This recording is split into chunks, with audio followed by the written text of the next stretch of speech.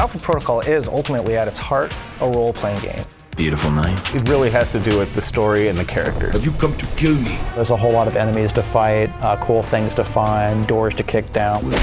You get lots of toys and guns and gadgets. We have the reality that you imagine in your head when you're walking out of a James Bond movie. It's just like blah, blah, blah. Make people just go, holy shit, that was awesome. Everybody talks about story in games and that story is the most important thing, but I think we really hit it. I'd say it goes as far as donkey punching it. The most challenging part of developing Alpha Protocol has been figuring out exactly what we wanted to do with the game and how to focus it on a particular direction. You know, the spy genre is a very wide open one. Once we got that nailed down and figured out where we were going with it, it really came together really well, I think. My favorite thing about Alpha Protocol is actually the dialogue. I think what makes it amazing is seeing how what you're choosing affects other things down the line. What you do now, huh?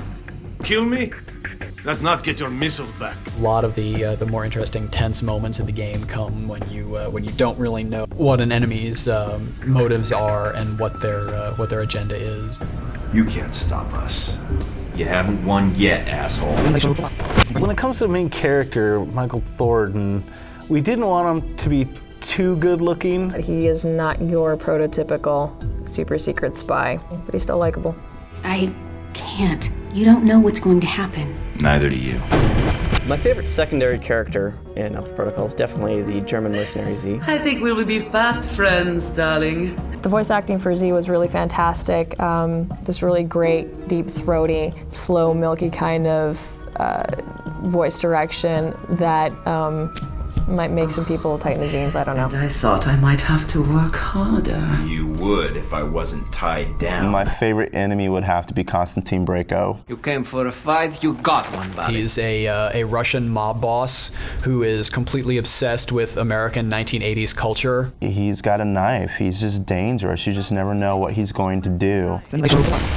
My personal favorite gadget is the noisemaker. All it does is project a little burst of noise at a distant location. It'll cause enemies to respond as though they've heard the player over there, and they'll go and check it out. And it just can create some really satisfying combos where you can plant a proximity mine on a wall and then lure people over and blow them up. Yeah, the world feels very different just depending on location. You're traveling all over the world, and we wanted to make sure that when the players are going from different hub to hub, that they know exactly where they are. My favorite set piece in AP would have to be the Rome Museum. I think the reason I love it the most is that you get to shoot up all this cool artwork. Who didn't want to go to a museum and blow stuff up?